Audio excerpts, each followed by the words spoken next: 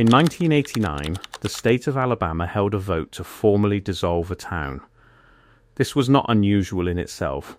Towns are dissolved. What was unusual was this: the town in question had not had a functioning government, a school, a store, or more than a handful of residents in over 100 years. It had been, by any practical definition, empty since the 1930s. And yet, legally, on paper, in the state's own records, it had continued to exist for over a century. A ghost with a charter. Official Alabama state maps kept printing this town's name until 1990. Mapmakers had to issue corrections. The town's name was Cahawba, and for 6 years, 1820 to 1826, it was the capital of the entire state of Alabama. This is not a ghost story.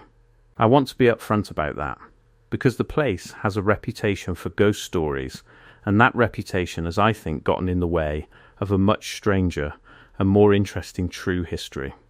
Today we are going to walk through how a town built by a literal gift from a sitting president on top of the ruins of an even older town nobody had heard of in 300 years became the seat of an entire state government, then became one of the wealthiest river ports in the South, then became a center of black political power during Reconstruction, unlike almost anywhere else in Alabama, and then quietly, slowly, without any single dramatic event, ceased to exist in every way except the legal one. My name is Michelle, and this is the Vertical Archive. We follow the documents. Let's begin.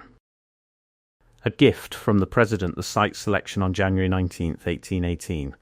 The first session of the Alabama Territorial Assembly convened in the territorial capital of St. Stevens itself, a town that no longer exists. But that's a different episode. The Assembly had urgent business. Alabama was becoming a state, and a state needs a permanent capital. 5 commissioners were authorized to propose a site. What followed was, by the documentary record, a fairly ordinary piece of frontier political horse trading, except for one detail that made it extraordinary. Governor William Wyatt Bibb was a member of an influential political faction called the Broad River Group. Using his connections, Bibb arranged for the federal government to grant the land at the confluence of the Alabama and Cahawba rivers to the new state for free. On November 21, 1818, the Assembly approved Cahawba as the site. The President of the United States at the time, James Monroe, was, functionally, gifting the land for a state's capital city. There was a catch written directly into the new state constitution.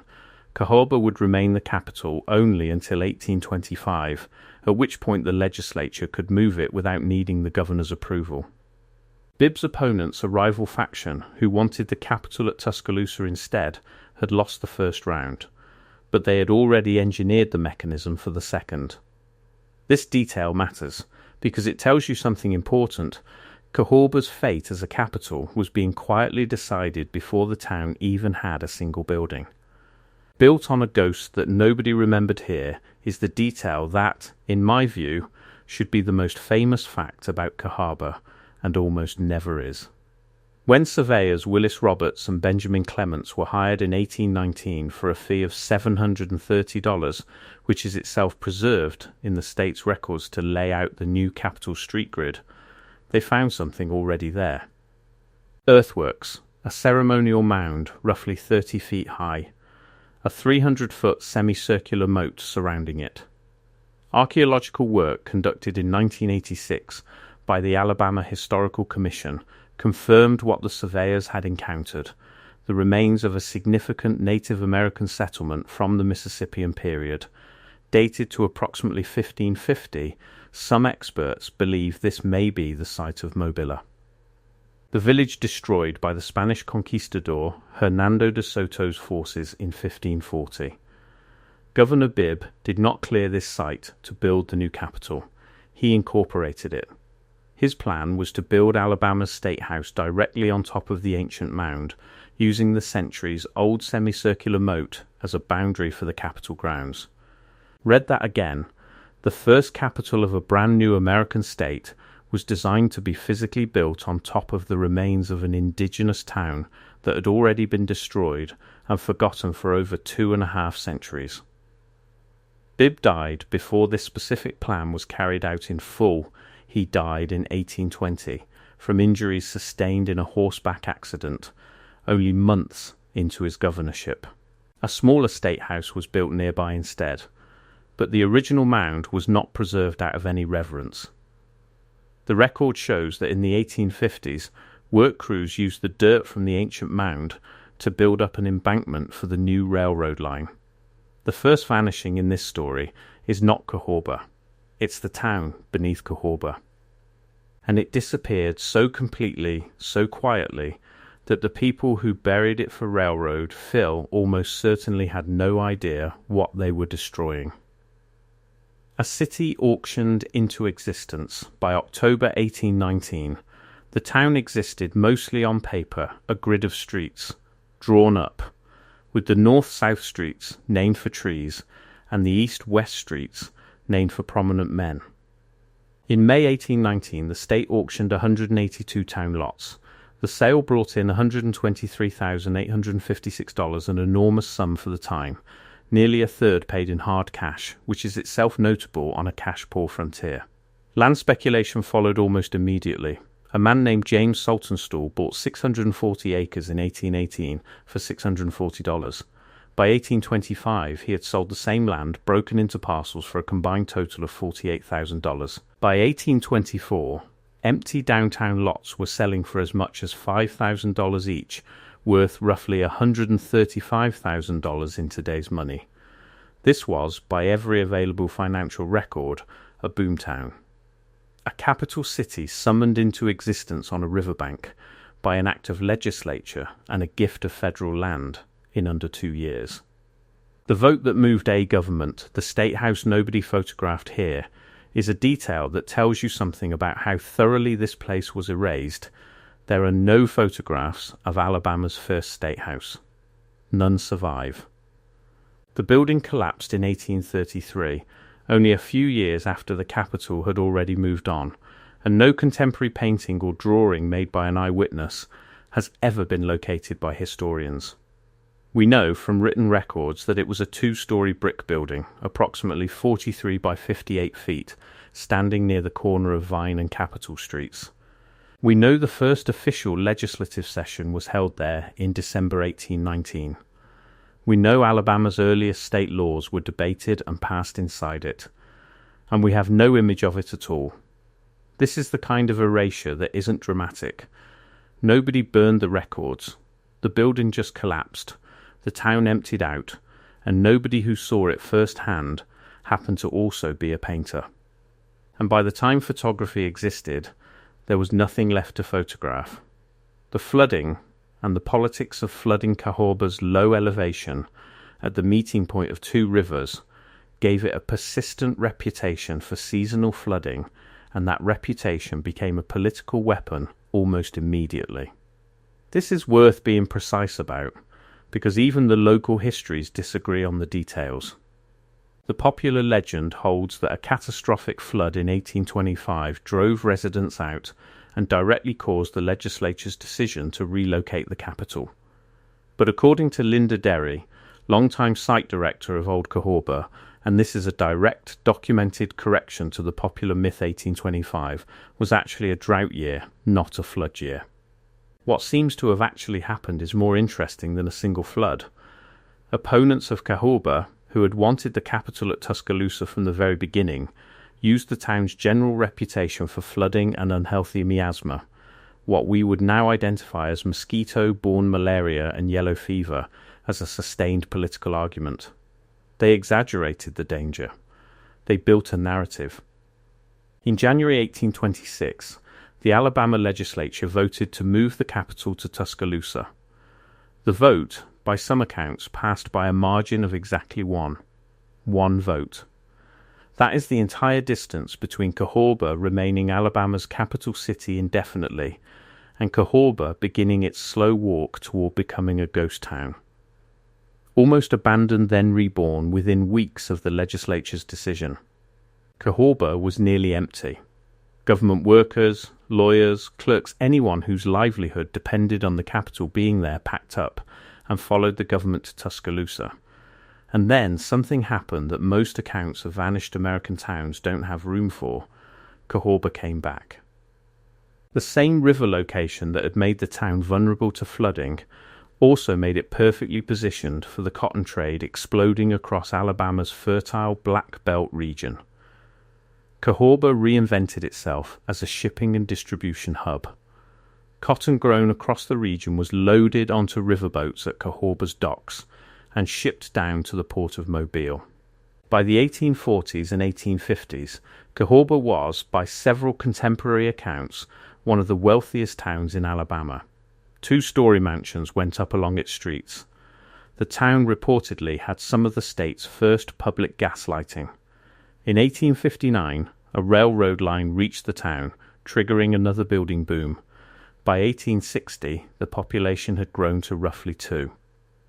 000 residents and historical estate records indicate the enslaved population alone had grown to approximately 1,500 people by that same year. This is the version of Cahawba's story that gets skipped in most short accounts. It didn't simply decline after losing the capital. It had an entire second act as a wealthy antebellum river town built substantially on the labour of enslaved people working the cotton trade that made that wealth possible. War, prison, and the slow unraveling Castle Morgan when the Civil War began, Cahawba's strategic position river access, a working railroad made it valuable to the Confederacy in a way that would ultimately damage the town. The Confederate government appropriated Cahawba's own iron railroad tracks, tearing them up and relaying them on the Selma to Demopolis line elsewhere, severing Cahawba's rail connection to the rest of the state that had only existed for a few years. An old cotton warehouse in town, roughly 125 by 200 feet, was converted into a Confederate prison for captured Union soldiers. It was named Castle Morgan. It had been built to hold around 432 men. By the time it was at its most crowded, it held approximately 3,000. Castle Morgan operated from June 1863 to March 1865. Conditions were severe overcrowding, poor nutrition, disease carried by fleas and lice. Yet by the documented numbers, 147 prisoners died at Castle Morgan during its entire operation, a mortality rate of roughly 2 to 3%. By comparison, the infamous Confederate prison at Andersonville, Georgia, had a mortality rate of approximately 15.5%. This is attributed, in multiple historical accounts, to the prison's commanding officer, Captain H.A.M. Henderson, a Methodist minister, who by the documentary record insisted on more humane treatment of prisoners than was typical for Confederate prison camps of the period. It is a strange footnote, one of the cruelest institutions of the war, run, relatively speaking, less cruelly than most inside a town that history would otherwise erase almost entirely. The flood that actually mattered in 1865, not 1825, but 40 years later Cahawba suffered a genuinely devastating flood, a 7-day inundation that caused widespread sickness and a wave of deaths. This is the flood the popular legends seem to have quietly merged backward in time, attaching it to the 1826 capital relocation that the documentary record shows wasn't actually caused by flooding at all. The real catastrophic flood came decades later, and it struck a war-exhausted town that had already lost its railroad and was about to lose its remaining institutional anchor. In 1866, the Dallas County seat, the last major government function Cahawba still held, was permanently moved to nearby Selma, a town better positioned and less prone to flooding. This is the moment, more than any single dramatic event, that historians point to as the true end of Cahawba as a functioning town. Losing the county seat meant losing the courthouse, the associated legal business. The clerks, the lawyers, an entire layer of the local economy simply packed up and moved 14 miles away. Within 10 years, most of the remaining residents had followed. Houses were dismantled, board by board, and the material shipped by steamboat to Mobile and Selma to be used in growing towns that still had a future. The Mecca of the radical Republican Party, what came after the capital left a story, rarely told most accounts of Cahawba, end the story here. Capital moves, town floods, town dies. But the documentary record shows something far more specific, and I think far more important, happened in the years immediately following the Civil War, something that deserves to be the centre of this story. Not a footnote to it. During Reconstruction, formerly enslaved people who had remained in the Cahawba area began gathering at the town's vacant county courthouse empty, now that the county seat had moved to Selma to organise politically.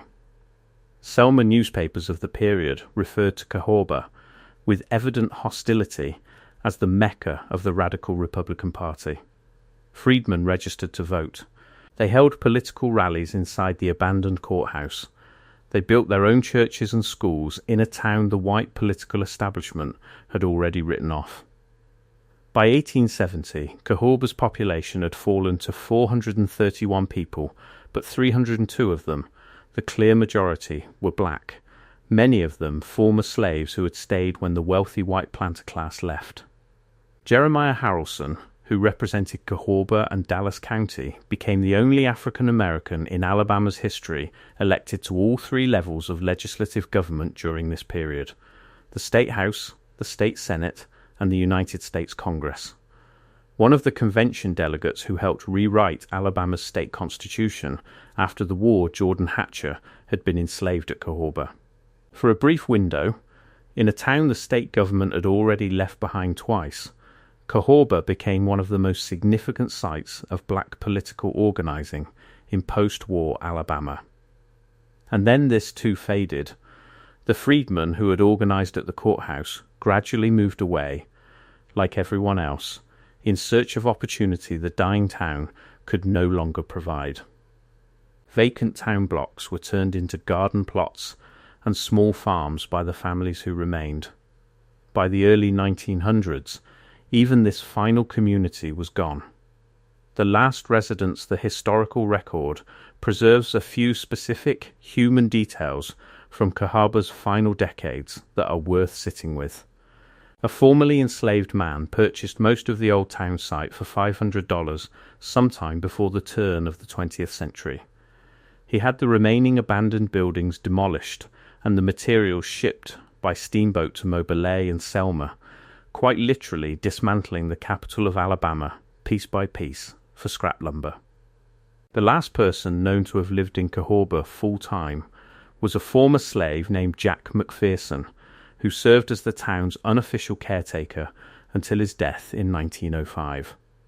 After McPherson, the historical record describes only fishermen and hunters occasionally walking the abandoned streets. The town that had once auctioned $123,856 worth of land in a single sale, that had briefly housed the government of an entire state, was now visited mainly by people looking for a place to fish. A town that legally outlived itself, the farm that buried the capital in the early 20th century, much of the old town site was purchased by a Confederate veteran named Samuel Kirkpatrick and converted into farmland. For decades, the streets where Alabama's legislature once met were cotton fields. Even this use of the land was eventually abandoned, sometime in the 1930s. From that point until the mid-1980s, the site of Alabama's first capital was, for all practical purposes, simply forest and field undisturbed except by the occasional hunter or fisherman. The brick foundations of mansions and government buildings slowly disappearing under Spanish moss and wildflowers. The census anomaly here is a detail that should sound impossible, and is nonetheless documented. The 1970 United States Census listed Cahawba as having 9 residents. Investigators who later looked into this found that these 9 people were, in fact, living just outside the town's old legal boundaries. There was, by that point, no one actually living within the historic town site itself.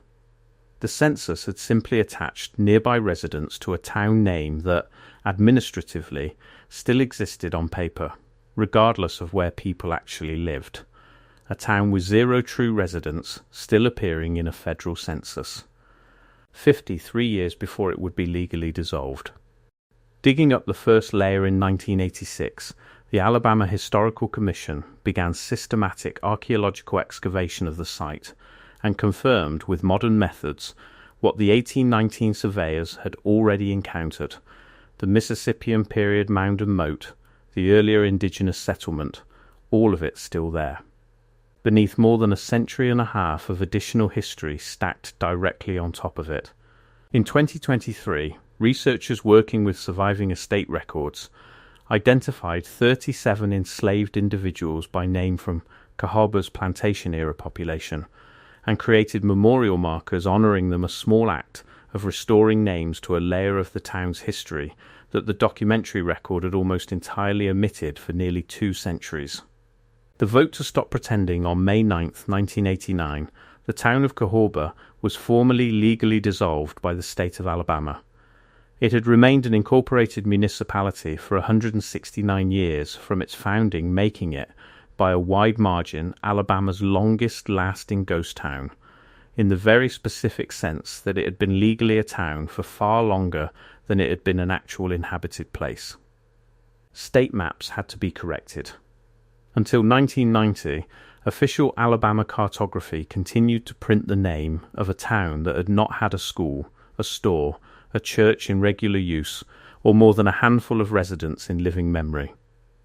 The Alabama Historical Commission now maintains the site as Old Cahawba Archaeological Park, added to the National Register of Historic Places in 1973.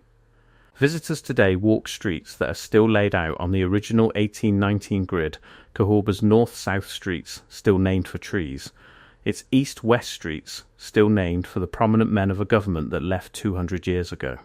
What Cahawba actually shows us, I think the reason Cahawba's story rarely gets told at length, is that it doesn't fit neatly into the categories we usually reach for.